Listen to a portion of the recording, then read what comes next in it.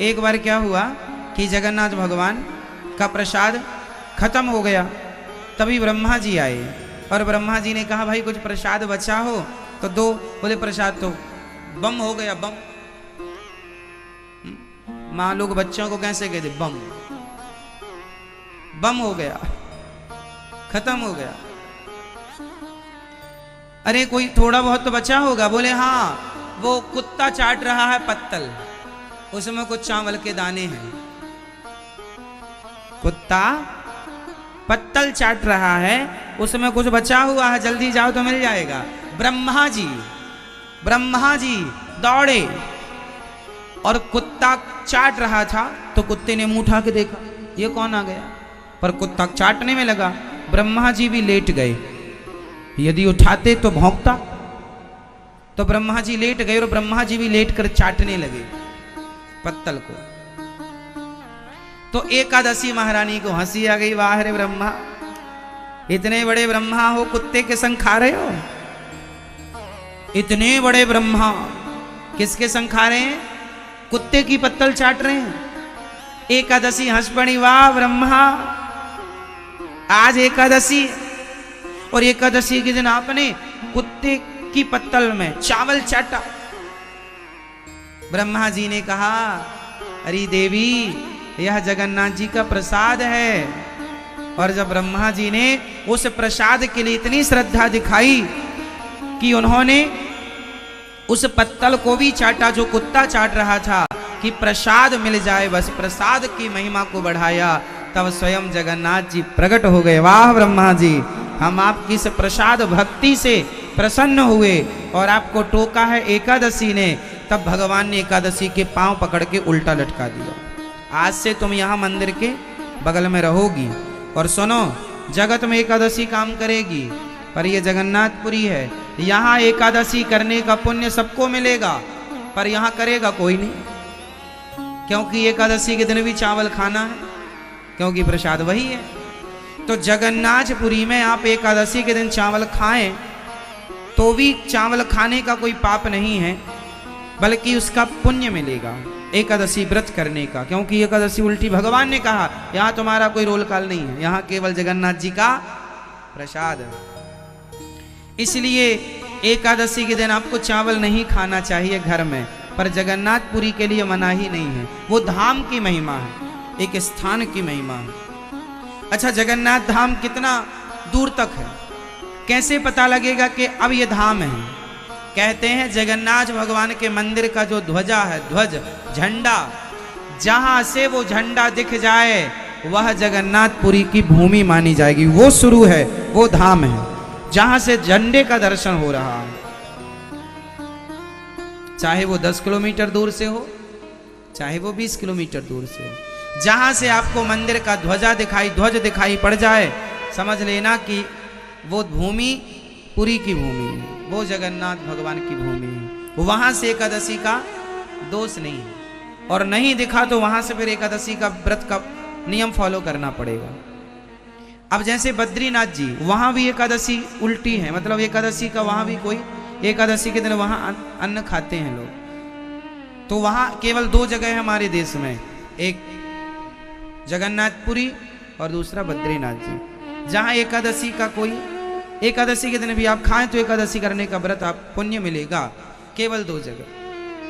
बाकी सब जगह आपको एकादशी का नियम फॉलो करना पड़ा। ये तो धाम की महिमा है, इसलिए थोड़ा सा समय। अब देखो आप कितने लोग हैं जो जगन्नाथपुरी गए हैं, दर्शन किया है, लेकिन आपको पता नहीं ना वहां की महिमा। जगन्नाथपुरी में जगन्नाथ भगवान कौन है? जगन्नाथ भगवान कौन है? ये क्या महिमा है इनकी? क्यों उन्हें जगन्नाथ कहते हैं? जगन्नाथ का अर्थ होता है जगत के नाथ। जिनके नाथ जगन्नाथ हैं वह कोई अनाथ नहीं हो सकता। कोई ये ना कहे कभी कि मैं अनाथ हूं, तुम अनाथ नहीं हो, तुम्हारे नाथ जगन्नाथ। तो नाथों के नाथ जगन्नाथ। ये धाम पूर्व में है, समुद्र का किनारा है। जगन्नाथ भगवान की महिमा क्या बताएं हम आपको। वहां पर 3 हैं, बलभद्र, सुभद्रा, मां सुभद्रा और जगन्नाथ जी। ये देखो, जो सफेद कलर के हैं वो कौन है, जल्दी से बताओ। टीवी पर देखो, टीवी पर दिख रहे हैं ना, देखो जो सफेद कलर के हैं वो कौन है, जोर से जो है। और जो बीच में जो सफेद कलर के हैं वह है भगवान बलराम जी, बलदाऊ भैया, शंकरषण भगवान। और बीच में कौन है, माता सुभद्रा। और इस तरफ सांवले कौन है, बोलो मेरी मां। आप में से कितने लोग जगन्नाथपुरी गए हैं? अरे सब गए। अच्छा, आपने कभी विचार देखा है, जगन्नाथपुरी में मंदिर के ठीक मंदिर मतलब जहां से भगवान का दर्शन होता है, वहीं भगवान के ठीक सामने गरुड़ स्तंभ है। ध्यान दिया? गरुड़ स्तंभ के ठीक सामने, जगन्नाथ भगवान के सामने गरुड़ स्तंभ है और गरुड़ स्तंभ के सामने एक बड़ा सा दरवाजा है। मतलब जगन्नाथ भगवान के ठीक सामने बड़ा सा दरवाजा है। आपने कभी ध्यान से देखा होगा, आप बीच में खड़े हो जाएं मंदिर के तो आपको जगन्नाथ भगवान का दर्शन नहीं होगा। कभी जगन्नाथपुरी जाएंगे और दूर गरुड़ स्तंभ के पास से जगन्नाथ जी को देखेंगे तो बीच से भगवान नजर नहीं आएंगे जब तक आप किनारे नहीं होंगे। एक किनारा पकड़ेंगे, ऐसे करना पड़ता है, तब झांक के दिखते हैं, झांकने से जगन्नाथ जी दिखते हैं। फ्रंट में तो माता सुभद्रा बैठी है, फ्रंट में वही दिखती हैं। और जगन्नाथ जी को देखना हो तो थोड़ा किनारा पकड़ना पड़ता है। इसका अर्थ क्या है? अर्थ यही है कि जैसे भगवान का दर्शन करना है उसे किनारा पकड़ना ही पड़ेगा। इसलिए बहुत चल लिया बीचों बीच, बुढ़ापा आ गया है, थोड़ा सा किनारा पकड़ लीजिए। मन अपना संसार से किनारे कर लीजिए। मन को कहां कर लीजिए? किनारे, किनारे पर ले जाइए। सबसे पहले, काफी साल पहले जब चैतन्य महाप्रभु जगन्नाथ जी का दर्शन करने गए तो वह उसी गरुड़ स्तंभ के पीछे दरवाजे पर ऐसे हाथ रखकर और ऐसे जब देखे तो उनके देखने में इतना प्रेम उमड़ा उनके अंदर भगवान के प्रति कि वहां पत्थर का वो दरवाजा है, मतलब पत्थर की चौखट इत्यादि है, तो वो पत्थर में उनकी उंगलियां धंसने लगी। मतलब उनके प्रेम को देखकर पत्थर भी पसीज गया। आज भी चैतन्य महाप्रभु की उंगलियों के निशान वहां पर हैं। आज भी ये दास ने दर्शन किया। जिस पत्थर पर खड़े थे उनके चरण चिन्ह उतर आए। आज भी उनके चरण चिन्ह मंदिर के प्रांगण में किनारे रखे जगन्नाथ भगवान के। जगन्नाथ जी कौन है और वहां 3 ही क्यों है? अपने भाई के संग ये बहन क्या कर रही हैं? भाई भगवान श्री कृष्ण हैं तो वहां या रुक्मणी जी होनी थी या तो राधा जी होनी थी। रुक्मणी जी और राधा जी होनी थी। सुभद्रा मां क्या कर रही है? मां सुभद्रा भगवान की कौन है? जोर से क्या है? बहन है। माता देवकी की बेटी हैं ये, सबसे आखिरी में हुई थी। जब 8 बच्चे हो गए ना माता देवकी के, तब 9वीं संतान है ये माता सुभद्रा। तो ये कहानी जगन्नाथ भगवान की कहानी भी, जगन्नाथ भगवान की कथा भी वृंदावन से शुरू होती है। जगन्नाथपुरी के पास आपने 25 किलोमीटर दूर पर एक साक्षी गोपाल जी का दर्शन किया होगा। जगन्नाथपुरी के पास ही वहां पर साक्षी गोपाल जी हैं, है ना? वो साक्षी गोपाल भी पहले वृंदावन में थे। एक भक्त के संग वो गए थे वहां गवाही देने के लिए। कथा अलग है, अभी मैं आपको जगन्नाथ भगवान की कथा सुनाता हूं कि वृंदावन से जगन्नाथ भगवान का क्या कनेक्शन है, क्या जुड़ाव है। सुनिएगा, द्वारिकाधीश जी का भी कनेक्शन वृंदावन से ही है, उनकी कथा भी यहीं से है, और जगन्नाथ भगवान की कथा भी यहीं से है। और दक्षिण भारत में जो रंगनाथ भगवान है उनकी कथा अयोध्या से है। अभी जगन्नाथ जी की सुनिए। भगवान जगन्नाथ जी मतलब भगवान श्री कृष्ण, बलभद्र मतलब बलराम जी, और सुभद्रा मतलब माता सुभद्रा। समझ रहे हैं? ये घटना कब की है? जब भगवान श्री कृष्ण वृंदावन में गोपियों को छोड़कर चले गए और जाकर के जब भगवान द्वारिका के राजा हो गए, और द्वारिका में जब राजा होकर भगवान ने सुदामा से भेंट की। सुदामा से भेंट करने के बाद एक दिन भगवान का मन हुआ कि मैं अपनी गोपियों से मिलकर आऊं। कुरुक्षेत्र की यात्रा में निकले भगवान। तो भगवान, ये घटना तब की है जब भगवान को वृंदावन से गए 100 साल हो चुके थे। भगवान श्री कृष्ण को वृंदावन से गए कितने वर्ष हो चुके थे? 100 साल बाद भगवान श्री कृष्ण धरती पर 125 वर्ष तक रहे हैं अपनी लीला को करने के लिए शरीर के साथ। भगवान श्री कृष्ण कितने वर्ष तक लीला किए हैं? 125 वर्ष। और ये घटना कब की है? जब भगवान वृंदावन से, मतलब उस समय भगवान की आयु 111 वर्ष रही होगी लगभग। तो भगवान द्वारिकाधीश ने मन बनाया कि चलो हम कुरुक्षेत्र चलते हैं। उस समय, उस जमाने में कुरुक्षेत्र बड़ा तीर्थ रहा करता था। आज भी कुरुक्षेत्र तीर्थ है। तो उस जमाने में भगवान अपनी सारी पत्नियां, भगवान बोले हम जा रहे हैं, तो पत्नियां बोली हम भी चलेंगे। तो कौन कौन आया संग में? 16,108 पत्नियां आई। बाल गोपाल भी आए थे, भगवान के बेटा पोता नाते सब, पूरा परिवार। ढेर सारे रथ, यात्रा चली। चलते चलते जब भगवान द्वारिकाधीश, द्वारिका से हमारे श्याम सुंदर जब वृंदावन पहुंचे, तो वृंदावन की मिट्टी ने श्याम सुंदर को मानो रोक लिया। वो आगे बढ़ ना सके।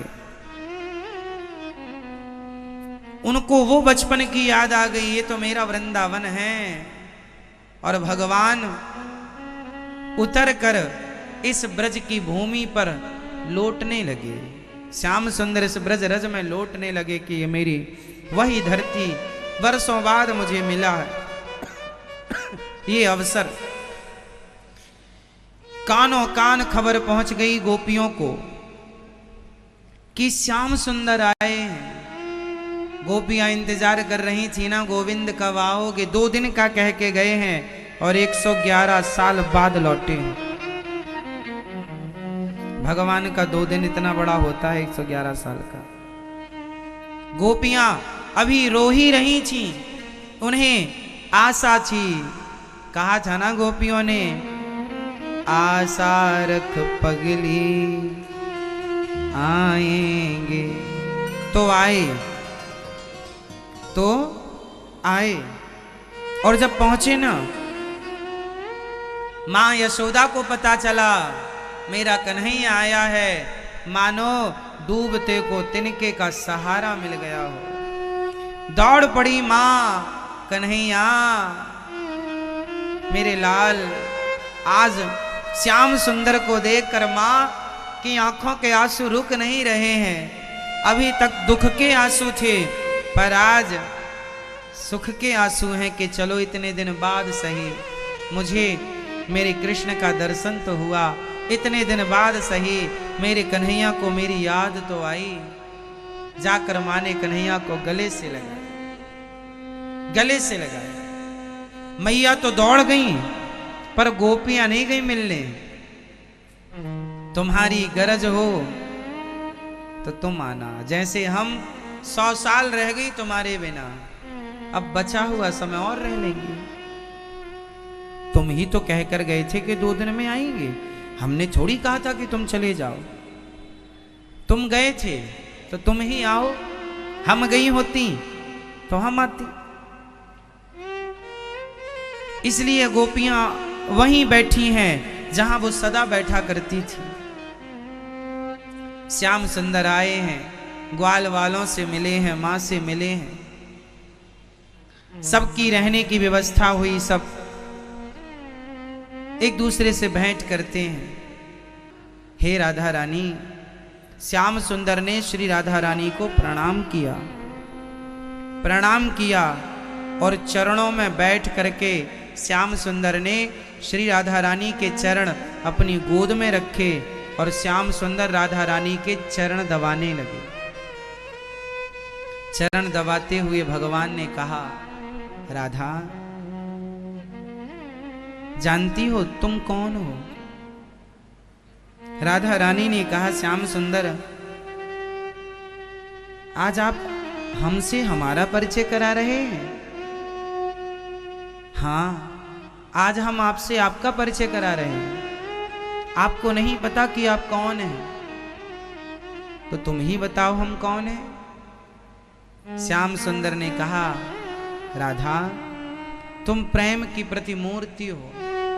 मैं तुम्हारे इस प्रेम का, मेरे जाने के बाद भी तुमने मुझे भुलाया नहीं, एक क्षण के लिए भी तुमने मुझे भुलाया नहीं। ऐसा प्रेम, मैं तुम्हारे इस प्रेम का सदा सदा के लिए ऋणी हो गया हूं राधा। इसलिए भले मेरी 16,108 पत्नियां हों, पर मेरे बगल में इस संसार में जब भी मेरा मंदिर बनाएंगे लोग, तो मेरी पत्नियों का स्थान नहीं होगा।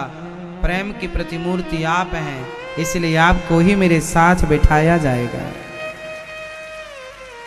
मैं आपको वचन देता हूं कि मैं आपके संग खड़े होकर आपके प्रेम का मूल्य चुकाता रहूंगा, प्रेम का ऋण चुकाता रहूंगा। इसलिए आज द्वापर से कलयुग स्टार्ट हो गया, लाखों मंदिर मिल जाएंगे आपको भगवान श्री कृष्ण के, लेकिन हर मंदिर में श्याम सुंदर के बगल में रुक्मणी नहीं है, केवल राधा रानी। केवल पंडरीनाथ जी के मंदिर में भगवान श्री कृष्ण के बगल में मां रुक्मणी जी विराजमान है। कुछ मंदिर हैं शायद जहां मां भगवती रुक्मणी जी विराजमान है, वरना हर मंदिर में, बिहारी जी के मंदिर में भी बिहारी जी के संग श्री राधा रानी एक स्थान के रूप में विराजमान है, विग्रह के रूप में नहीं। राधा रमण जी के मंदिर में भी राधा रानी एक स्थान के रूप में विराजमान है, विग्रह के रूप में नहीं। और आपको एक चीज और बता दूं, ये जो लड्डू गोपाल जी होते हैं, श्याम सुंदर होते हैं, इनका नाम है गोपाल। क्या नाम है? गोपाल। तो जो गोपाल जी होते हैं, हम सबके लड्डू गोपाल जी जो होते हैं, आप कहते हैं गोपाल जी हैं, क्या राधा रानी जी ले लें? आप ले लें, अलग विषय है, पर गोपाल जी के हृदय में सदा किशोरी जी विराजती हैं। गोपाल जी के हृदय में सदा राधा रानी का वास होता है। ये बिना राधा रानी के रह ही नहीं सकते। इनका हृदय तभी धड़केगा जब राधा रानी आएंगी, क्योंकि जो हमारा दिल होता है, हमारा दिल तो अलग है, पर श्याम सुंदर का जो हार्ट है, दिल है, वह दिल ही श्री राधा रानी है, ये समझ लीजिए। प्रेम की प्रतिमूर्ति श्री किशोरी जी। तो राधा रानी को भगवान ने कहा कि आपके प्रेम के ऋण को मैं कभी चुका नहीं सकता, प्रेम के मूल्य को मैं कभी चुका नहीं सकता, इसलिए ऋणी है भगवान। तो भगवान श्री कृष्ण के बगल में राधा रानी जी क्यों खड़ी हैं? क्योंकि जितना प्रेम भगवान से राधा रानी करती हैं, राधा रानी प्रेम का प्रतीक है, प्रेम का सागर है। प्रेम करना हो तो श्री राधा रानी से सीख लो। भगवान के लिए 100 वर्षों तक रोती रही। कृष्ण का वियोग था, पर कृष्ण के अतिरिक्त कभी कुछ चाहा ही नहीं। जहां कृष्ण के अतिरिक्त कोई चाह ना हो, वही तो राधा रानी है। राधा रानी की परिभाषा क्या है? आप राधा शब्द को परिभाषित कैसे करेंगे? जहां कोई चाह ना हो, जहां कोई चाह ना हो। कृष्ण आए तो पलक उठाकर देखा भी नहीं। क्यों? क्योंकि हम तुम्हारे सुख में बाधा नहीं बनना चाहते। यदि तुम हमारे बिना सुखी हो तो हम जाकर के तुम्हें कष्ट नहीं देंगी। हमारे प्रियतम तत्सुख सुखित्वम, अपने प्रेमी अपने प्रियतमा की खुशी में ही अपना खुशी अपना सुख मानना, उसके सुख में अपना सुख मानना, यही प्रेम की परिभाषा है। और प्रेम ही श्री राधा रानी है। राधा मीन्स प्रेम और प्रेम मीन्स राधा।